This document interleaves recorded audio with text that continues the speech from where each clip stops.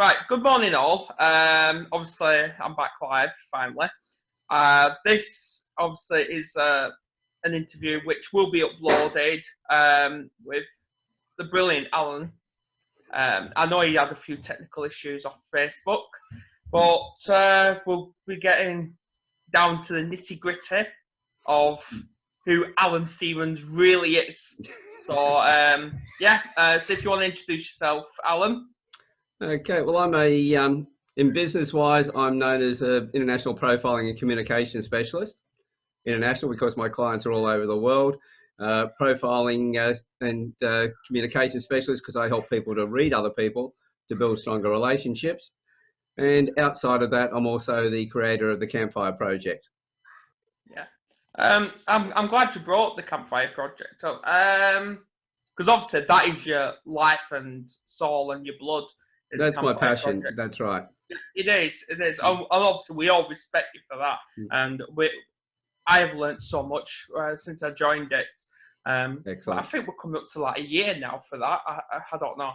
But anyway, but before the Campfire project came, what brought the idea of the name the Campfire project?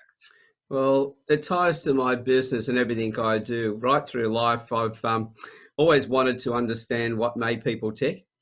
I went through, as a kid, I got bullied at school all the way through. I then was a loner most of my life, really stayed away from people. I've been through 2 divorces, a lot of relationship breakups, and also business partners who emptied the bank accounts out. They didn't work out. So I was shocking at reading people. And I thought, I've got to improve on what I'm doing. And it was around about when I was about 48, 49. I'd been in a lot of different areas I've worked in. I was a massage therapist then. And I started getting people who were terminally ill coming to me for massages.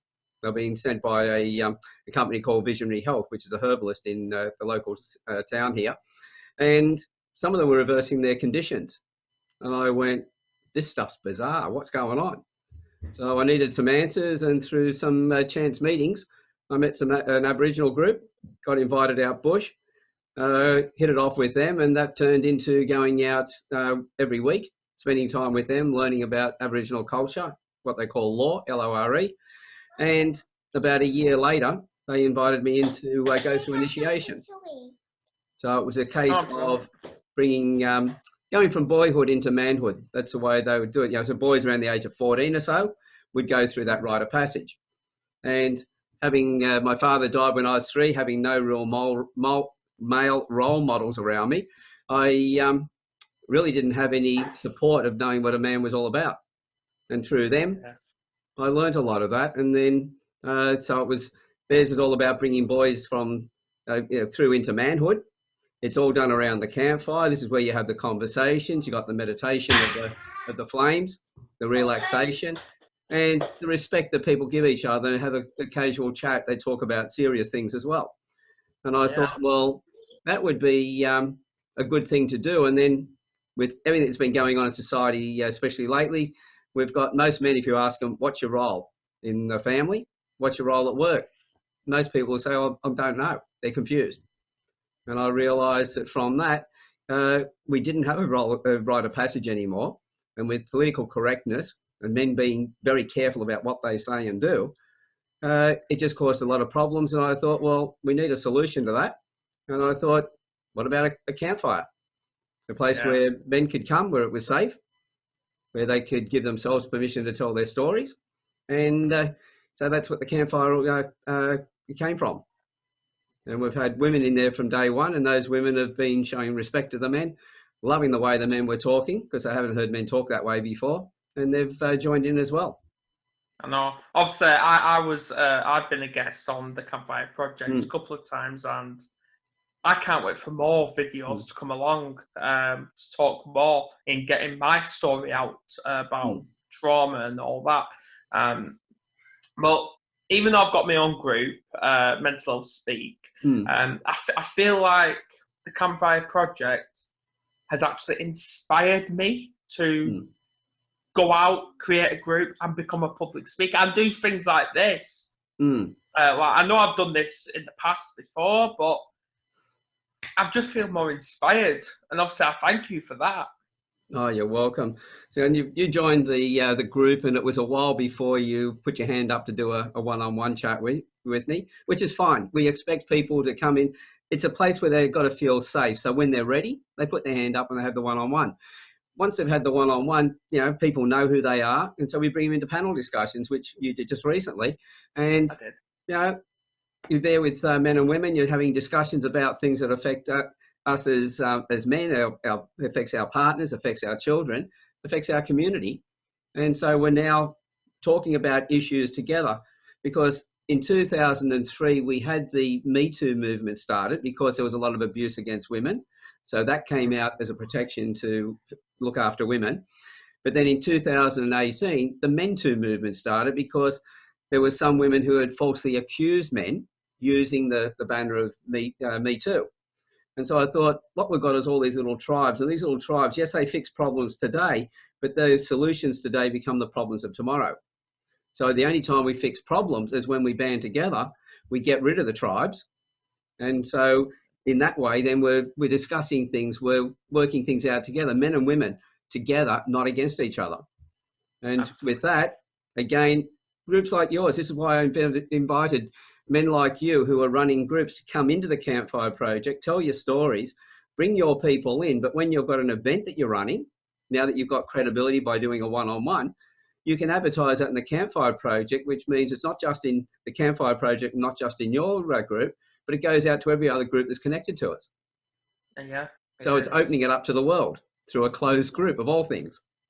Yeah, because obviously there's like hundreds of mental health groups all over Facebook, and my opinion, that's actually a bad thing, because really they should be coming together. And obviously I believe the Campfire Project is the future. People should reach out to others. Like obviously in the 1800s, because I'm currently doing my family tree, and I've noticed in the 1800s, men dominated women, and then coming into like the 1900s, women started dominating men.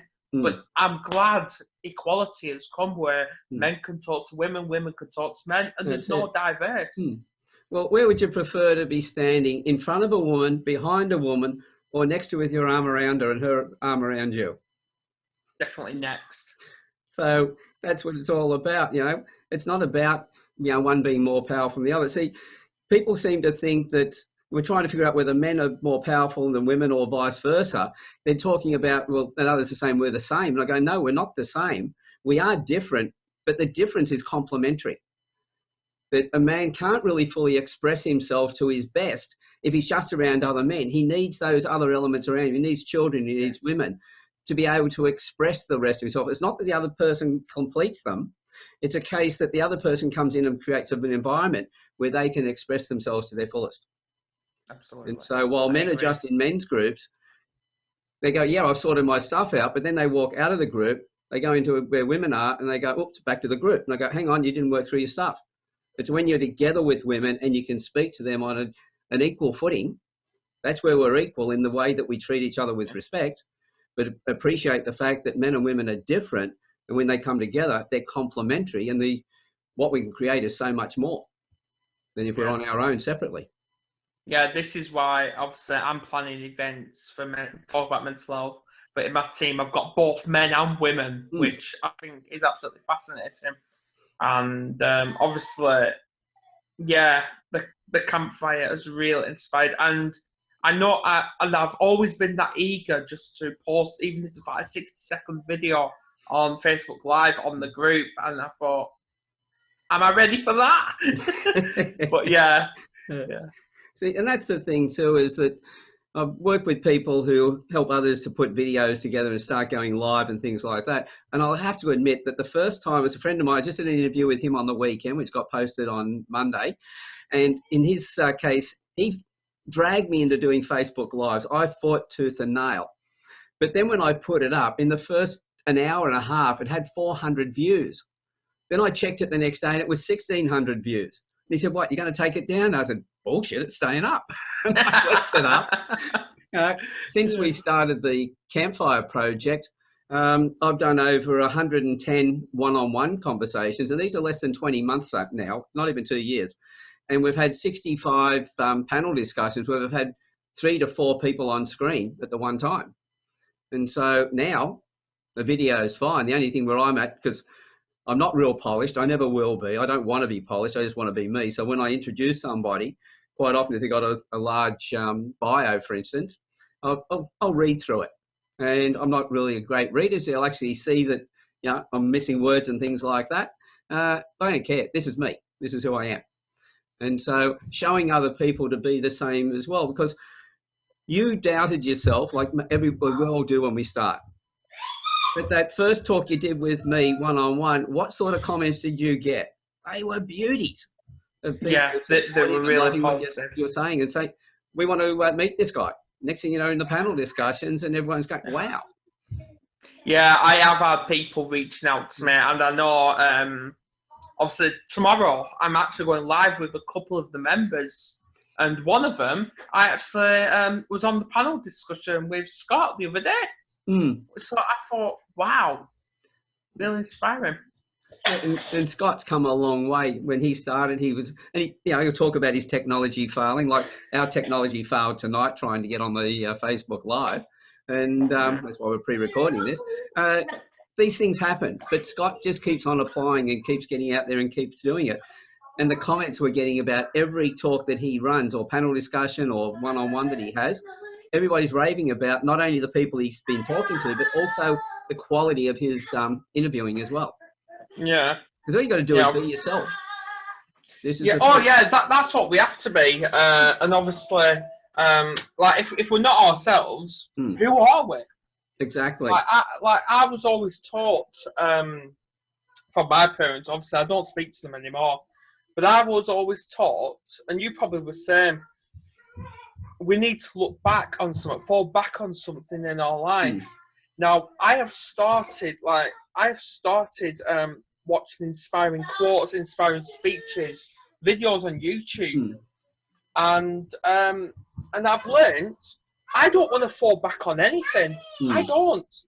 I actually want to fall forward to something, and if it's a hard rock, if it's a hard barrier, I'll find a way of overcoming that barrier. That's it. So this is the thing, you know, we're too busy doubting ourselves and thinking we've got to have something to fall back on just in case. And therefore we're focusing on failing as opposed to focusing on succeeding. You know, as we've said, everybody who's come into the Campfire Project and who has done a one-on-one, they've all doubted whether they had a story to tell. There hasn't been one story yet that I haven't been amazed by and appreciated talking to that person. Everyone's got a story. There's so much that everyone can do. You just got to just stop doubting yourself and go, okay, give it a go. And move forward. As they say, if you're going to fail, fail forward. Don't fail backwards. Oh, yeah. Away from the Wi-Fi. Yeah, I'm here. So too far away from the Wi-Fi, eh? I know, definitely. But other than that, I just thought, because obviously I was in a group called Life with Nature, and obviously nature does help with mental health. And I believe with all this lockdown that's going on, a lot of us are going to suffer with mental health. A lot. I've been suffering myself, but what's kept me going is inspiring videos on YouTube. The Campfire Project has been inspiring me, and I thought, I'm in a cool place. March last year, I wanted to die. I had made that attempt. And now I am actually blessed to be here. I've got kids that look up to me. I've got friends like yourself, allies, who I can look to, who I can go to for advice at any time. The Campfire has changed me. I have to say that failing at committing suicide the other year, I'm glad you failed. Well, I describe it as a successful failure. That's it. Because You fell forward. You fell forward. I fell forward. Mm. Yes. Mm. Yes. Yeah. Definitely. Mm. Because obviously, with all this negativity, like obviously the other day, I came across a troll on Facebook. Mm. And normally with their comments, it hurts me and it gets to me and it brings my depression on. I've actually learned to laugh it off. To laugh it off and just move forward. Well, think about this. We know that bullies aren't born. They're actually they're educated. They're trained to be bullies. Like you bully somebody, they have to get their self-esteem by going and bullying someone else. Now a troll does it in a way in which they can hide in the background. Because I know that in Australia we had some sporting stars who decided they were going to get rid of bullying in the playground. So they went in and taught the older kids how to look after the younger kids and protect them from the bullies. They got rid of bullying in the playground, but bullying escalated almost overnight on cyberspace. Because one thing is a bully needs to be able to get a response. If they don't get a response, they feel even worse. And if you stop them from getting to their victims, then they really get vicious about it. They've got to find another way. And that's why the trolls on cyberspace just go berserk. But just think about it. I feel sorry for them because if they're bullying somebody else, their life must be so horrible, and they're just trying to make some meaning out of their life. They're trying to feel better about themselves. So, trolls don't worry me. They can have a go if they like because I just look at it and go, I feel very sorry for you. And being sorry for somebody is different to being empathetic towards them. Empathetic is when you're seeing them as a peer, somebody that you'd like to be able to help. Someone you feel sorry for is lower than you. So if you look at the trolls as being somebody you feel sorry about, straight away you escalate yourself. Their words should not affect you as much anymore because it's like having a child telling you off about life when you know that they're only 4 or 5 years old and you've got no idea of life.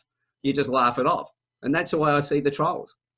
Get that image of somebody who's small, who's insignificant. They feel insignificant, not so much because I believe everyone's got a value. If you were able to take those trolls and find out their issues, you could probably bring them out of that, unless they're in that small percentage of psychopaths, which are wired that way. But in most cases, these are people who have been hurt. They're hurt people. They've been so hurt that they've now got to hurt others to feel any feeling of themselves. Yeah, absolutely. Because obviously I've learnt that the biggest affected people for cyberbullying are actually young teenagers who actually grow up to self-harm, attempt suicide, and obviously those were my dark days, real dark days, was when I was a teenager, and obviously like I was allowed to be bullied by my parents. I was allowed. And when I find out my kids are being bullied, I don't allow them to be bullied. I do something about it. And I've actually turned from this calm, down-to-earth guy to protective mode. And not one person who I speak to likes that image. They don't like it. But it's like they just ask for it. People will go out of their way to hurt others, to feel better about themselves. If you don't let that happen, who's got the power? You have. And who feels the pain? They do, not you. So if somebody tries to make me feel bad, I act in a way that they feel bad because I don't want your stuff. You keep it. For me to feel bad, it's like anger. When you're angry at somebody, the only person you're hurting is yourself. Because that's like taking poison internally and hoping someone else is going to die. So every bit of energy you give to somebody else who's trying to have a shot at you is giving away your power to that person. You're allowing them to win. I will not let a troll, I will not let a bully or anybody else win with me. I just disempower them by not giving them power in the first place. Exactly. Because all thereafter, like for example, one of my friends on Facebook, she was being cyberbullied. I didn't see what was said or anything. All I did was just did a live video, quick 2-minute video, and I was basically calling these bullies out. Mm. and I'll basically saying to them, what are you achieving when you're doing this? Mm. What exactly are you gaining from bullying others? That's Why it. don't you take into consideration? In fact, this person who's being bullied, she's got mental health issues as well. And obviously, my passion is helping people with mental health. And I'll basically saying to these bullies on this video, why don't you take into consideration before you throw these judgmental, false comments around?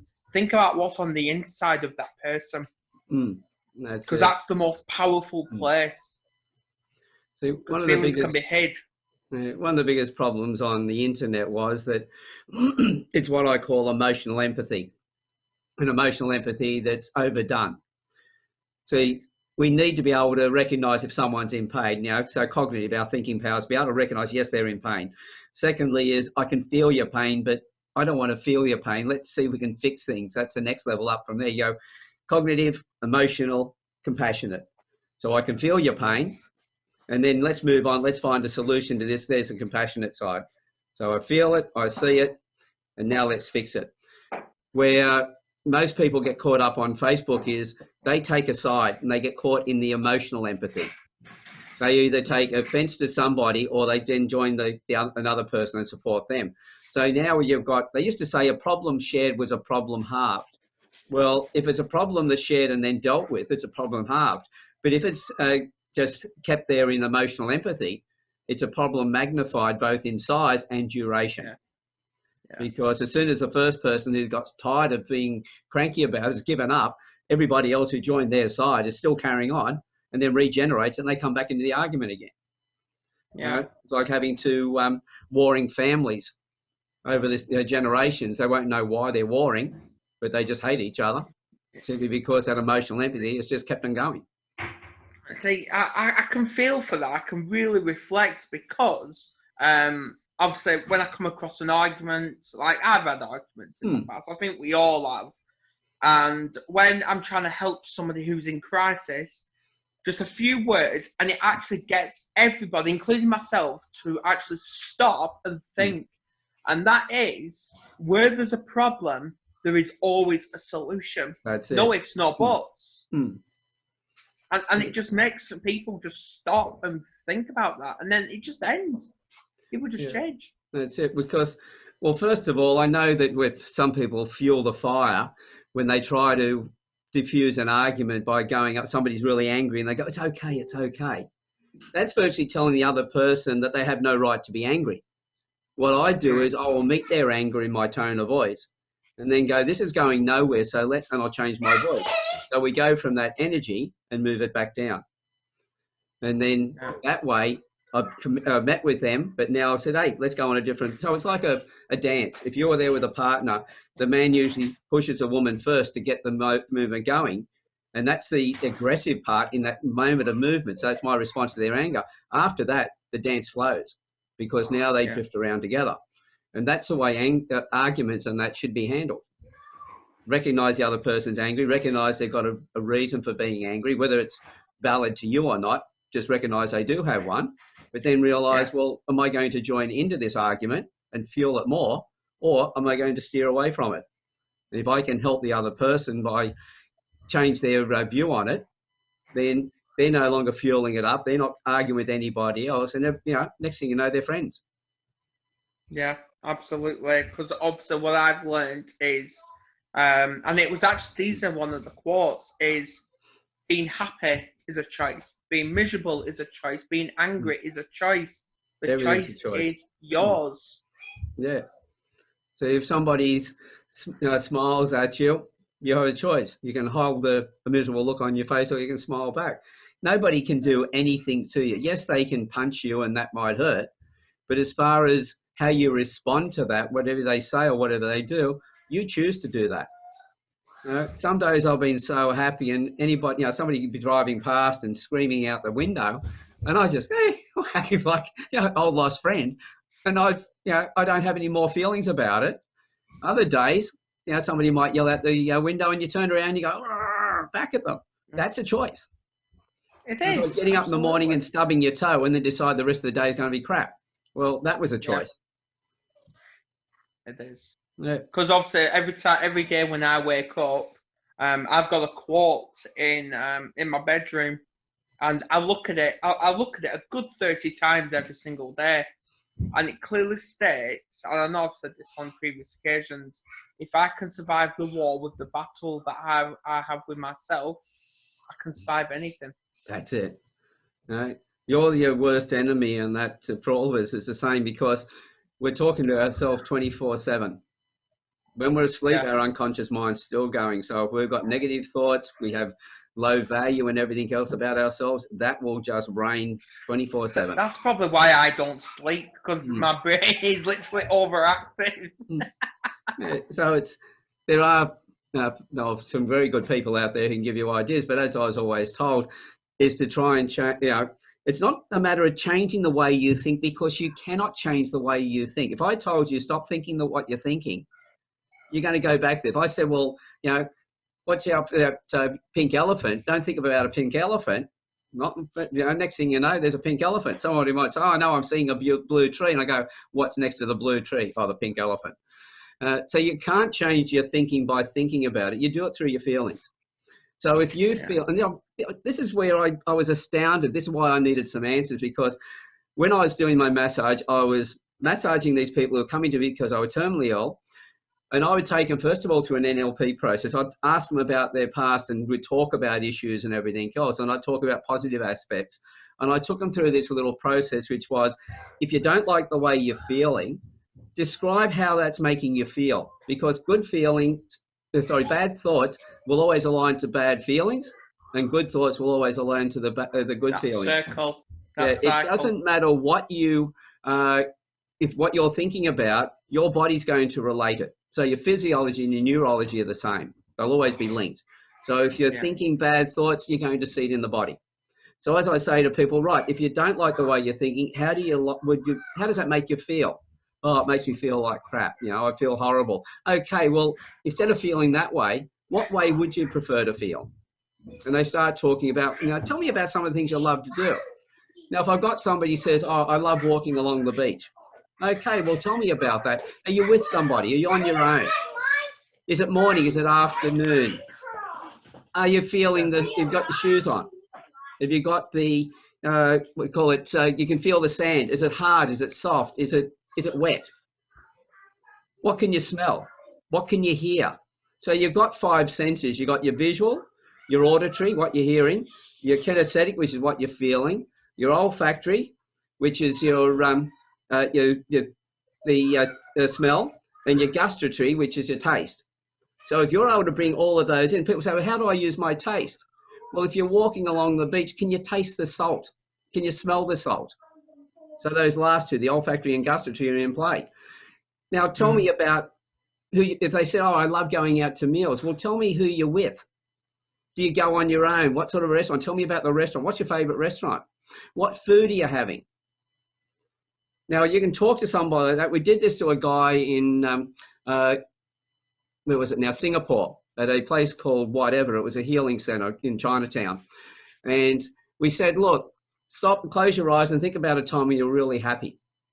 And straight away you went into this thought. And as we're just saying, like, nobody respond, just listen to what we say and do it. And we said, and we guide them through it. Next thing you know, he's salivating.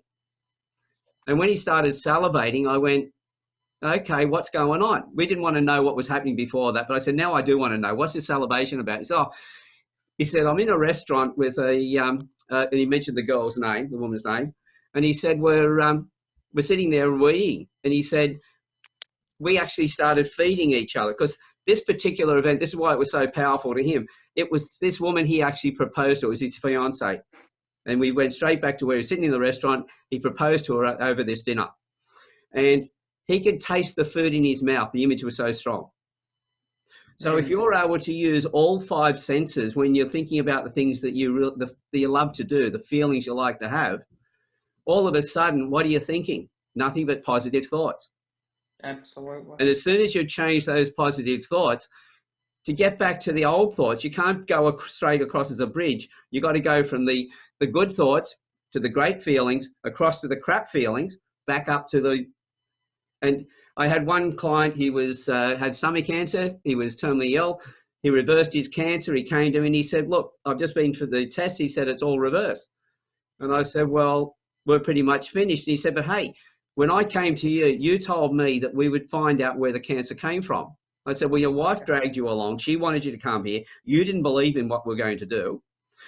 And the end result was you're going to fight me all the way. So when you asked me, would you be able to find out where it came from? I knew that was your key thing. So I said, yes, I lied to you. And he went, what? I said, because if I told you the truth, you would have been out the door and you'd still have the cancer. And so by doing that, he said, well, I said, because if we were going to go back and find out where the cancer came from, great thoughts, great feelings, cross the crap feelings. And as I brought my hand up to go to point to the old thoughts, he said, forget it, we're done. And so that's the whole thing. The more you focus on the negative stuff, the more it's going to drag you down. You know, think about the things that you're grateful for. You know, you got your kids, you got your partner. Does your partner care about you? Do you have a great, think about the other people who don't have a roof over their house or those that are suffering. So in Australia with the coronavirus, we were very lucky. We've had less than 100 deaths across the whole lot, not just in a day, but for the whole number of months that we've been in lockdown. Yeah. But the rate of suicides is they estimate 1,500 suicides. We know that pharmaceutical drugs went up by 35%. We have a number of different helplines over here. One of them is called Beyond Blue. Their call rate went up by 40%. So the lockdown and the isolation, see, people made the mistake of calling it social distancing. It's not social distancing. It's physical distancing. We are physically distanced from people. Yeah. But what you've noticed with the way you're using social media and the connections you're making and everything else, you're more socially connected than you ever have been before.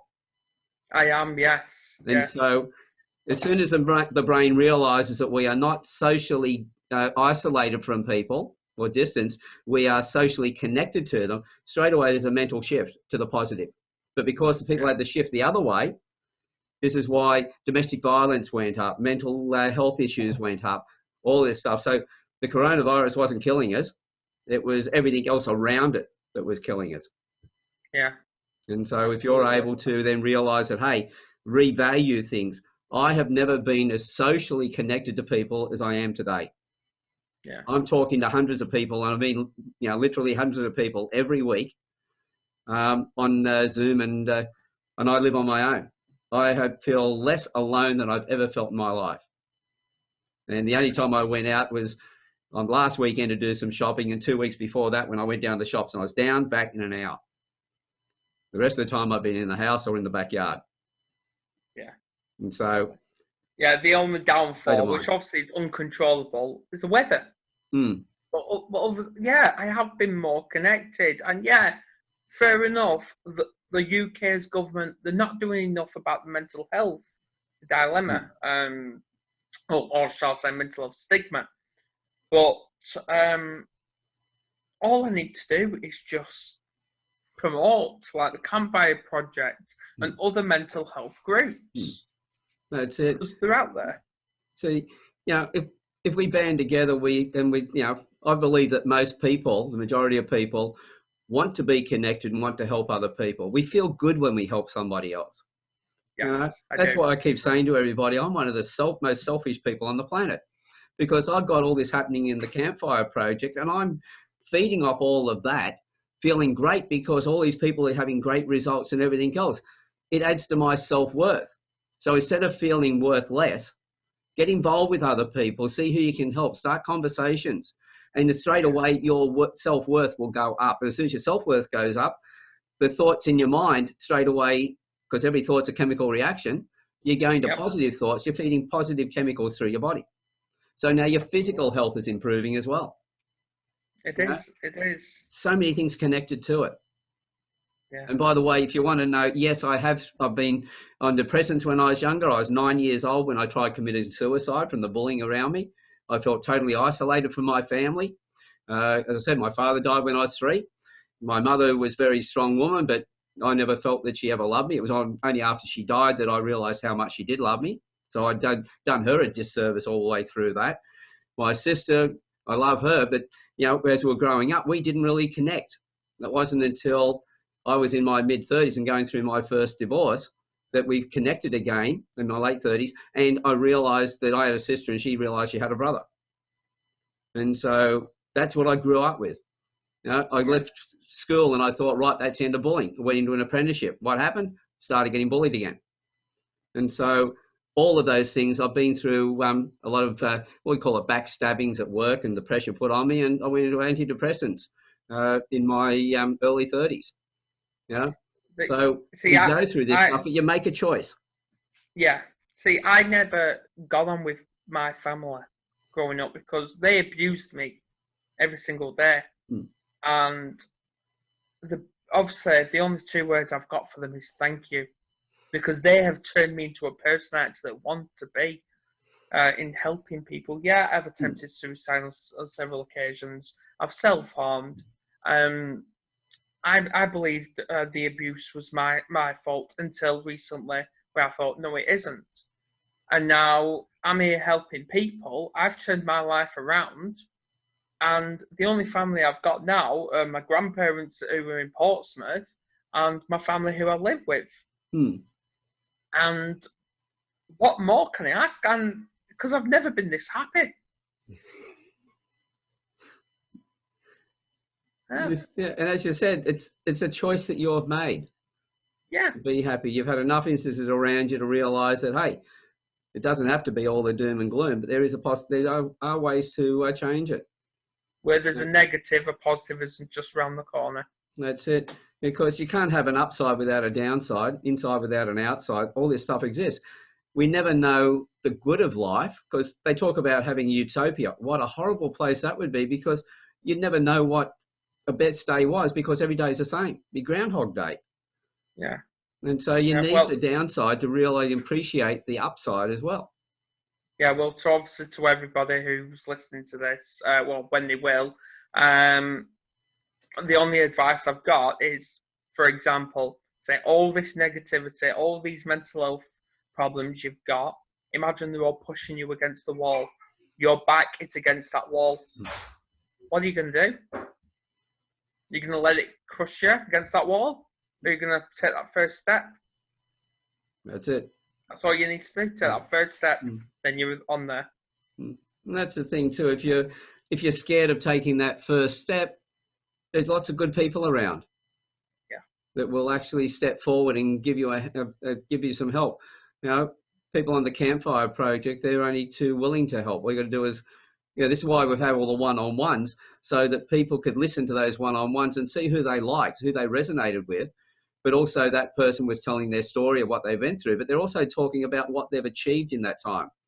So if you're looking for a coach, for instance, somebody who has been through what you're going through now and has come out the other side, they're better gifted to be able to give you some support along the way and some advice than somebody who's just learned it from a textbook. Yeah. So that life experience is so important. And I've never known somebody who's been really successful in life and looking at business side of things, that if you went up to them and said, look, you're the best in your field, I would like to learn from you. Can I ask you some questions? And all of them then usually look around for where's a comfortable seat to sit down and have a chat. Because they're always wanting to share what they've learned, because they're being acknowledged as well. We all want to be acknowledged. So to have somebody come up to you and say, hey, tell me about what you've achieved, you're going to open up.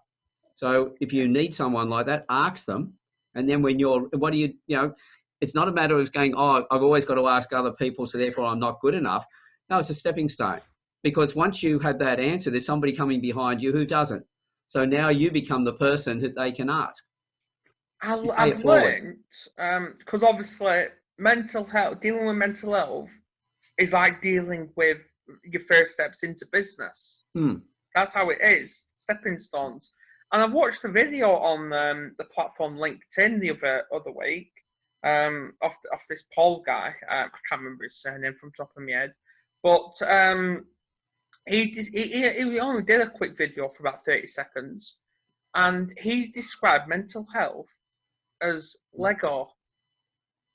You get a Lego, you crush it, and it all breaks. What are you gonna do?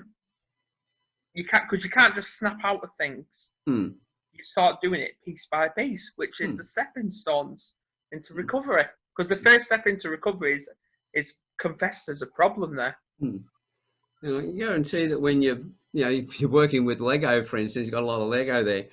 What you come up with as the finished product will be completely different to the one that you crushed in the first place from what it was before. And it's the same thing with mental health. As you're moving forward, you're looking at it and going, well, what do I want my life to be? And as I said, the more you can go out into the future and go, right, what would I like my life to be? And then using all your senses, see yourself in that role. Now you've actually taken that crushed Lego and you've deliberately crushed it even further so you could rebuild it into something beautiful. And then because you've done that, and the whole thing is people go, but how can you create a memory before an event? The mind doesn't know the difference between the event and the memory. So if you really picture it, you really feel it and everything else, this is like the affirmations and things, but this is where when people know the secret said, oh, put out the universe and the universe will provide. And a lot of religions will say, give it to God and God will look after it for you.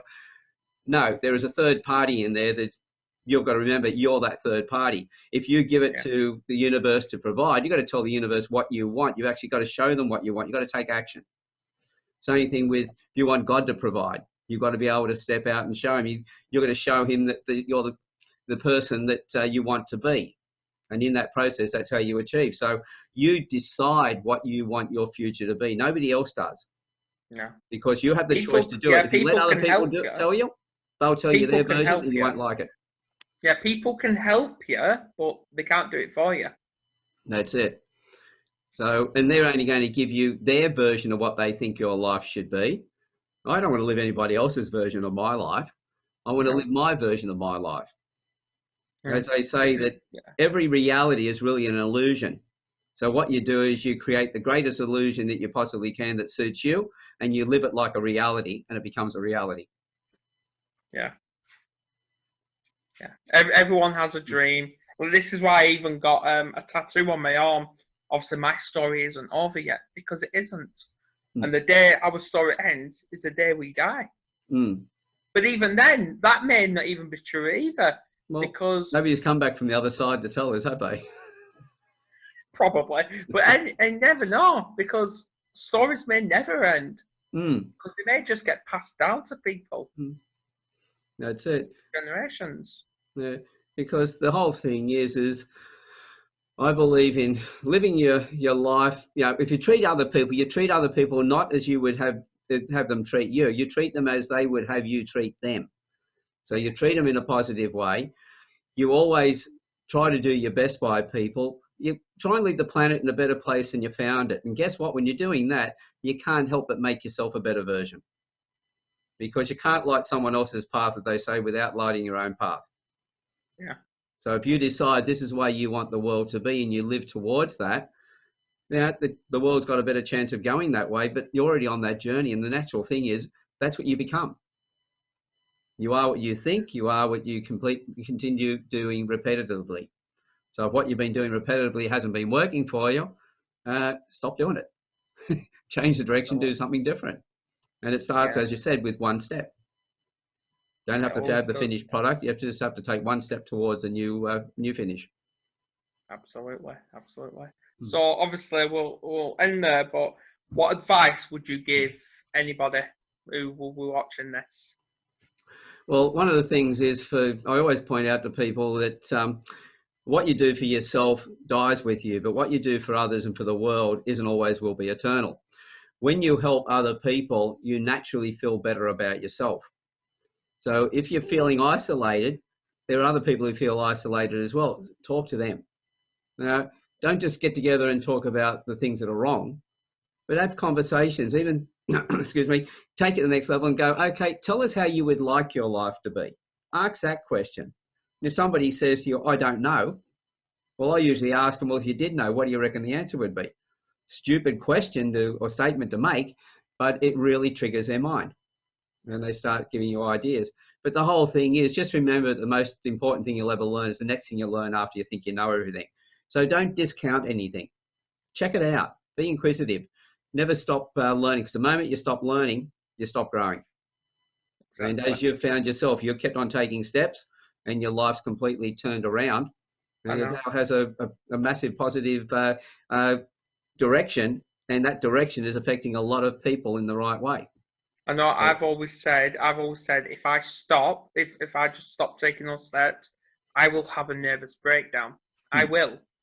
So this is why I continue to be active. Yeah, I do describe myself as an activist. Yes. Yeah, just remember not to focus just on what you want to move away from, like the nervous breakdown. But when you've got that image of what the future is that you really want, you're then looking at moving towards that. That's where your focus goes. And the more you focus on that, the closer you get to it. The stuff that you don't want is getting further behind you. It's moving further and further back. You're moving away from it. So instead of focusing on, well, I don't want this to happen, so I'm going to do that. No, I want to do this because this is what it's going to give me. And you just ignore that and it will fall away. Yeah, absolutely. Absolutely. Because obviously I was depressed because of like financial. And I know money goes a long way. But obviously, where obviously there's this program, rich people, poor people. Fair enough. You don't always need money to be rich. You don't. And what I've learned is you are rich because you have clothes on your back. You have food every day on your plates. You've got a roof over your head. So if people turn around and say, "Oh, I'm miserable. I don't know what to do in my life," you just need to remember that. Have you got a roof over your head? Have you got food on your plate? Have you got fresh clothes? You say, yeah, well, there you go. Then you should be grateful for something. That's it. And while you're at that, ask yourself, what can you add to somebody else's life? And just a smile, just in being there. And therefore, if you smile at somebody and they smile back and it's enriched their life, then you know that you being on the planet has got value. So if you ever feel that you don't have value, just go and smile at somebody. That smile back will tell you got value. So get over the feeling that you're worthless or unworthy. Everybody's worthy. You know? Everyone's valuable. Everyone's valuable. Everyone's got a gift. I don't care. I profile kids with autism and Asperger's, and every one of them's got a gift. They've all got a skill that nobody else has got. Yeah. And that's the thing to remember is everyone's got a gift. Yeah, because obviously I've got an autistic son, and he's only 8, and he actually has reached out to me, and he wants to learn about mental health, and I thought, thank God. Because with the leadership that you're showing, sons like yours then become the leaders tomorrow, and they're going to do more than you're ever going to do. Because, and this is why I always tell people in business, any leaders, if you want to be a true leader, you make yourself redundant in the position you're in. Most people go, oh, but then I won't have a job. I go, no, you will actually move up the ladder, because anybody that's on, say I had staff before, I promoted them to my level. That freed me up and then go up the ladder to some another position. And as long as people around you are seeing you doing positive stuff, and they can't help it when those people come up to your level, but there's only one place for you to go, and that's up, further advancement. Yeah. And so you're training your son, showing him and guiding him so that he's going to become a greater version of you.